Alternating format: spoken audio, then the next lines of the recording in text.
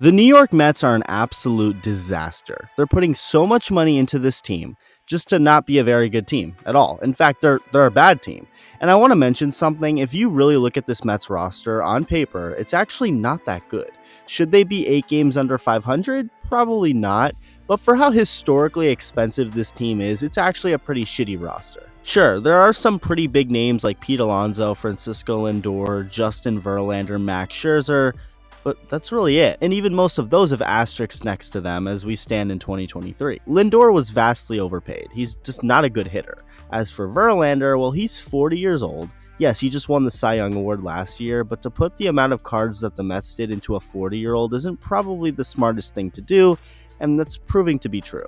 And as for Scherzer, well, he's also getting up there in age as well. His patience also seems to be running thin, and that's where we lead into the topic of today's video. Ever since Max Scherzer arrived in a Mets uniform, things just haven't been the same. Seems to be a recurring theme with this Mets team. Someone joins them and they're not the same. Scherzer had been a horse for years leading up to the 2022 season, pitching an average of over 190 innings over the course of his entire career before signing with the Mets.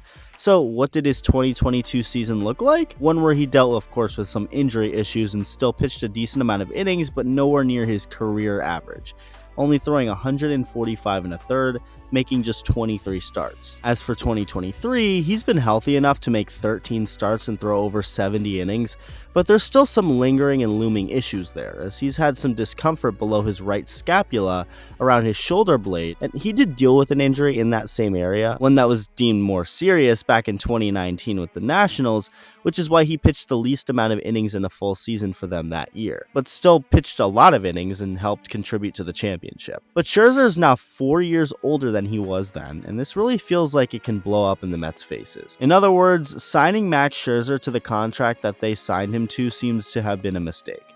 They still owe him $43 million for this year, and then $43 million more for next year, 2024.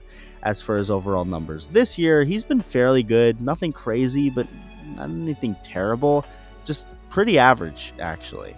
And to be honest with you, that's kind of a frickin' disaster. For a guy getting paid $43 million this year alone, average is just not what you're paying for at all. On top of that, the Mets suck. There's no other way around it. They're just a bad team. And if things don't rapidly change, it's going to be time to start trading people and going full sell mode, which is something the owner Steve Cohen alluded to in a recent press conference he held. We may see some players be traded from the Mets, and as for Scherzer, he could and should be one of those players, as according to some recent reports, it seems as if he wouldn't mind that at all.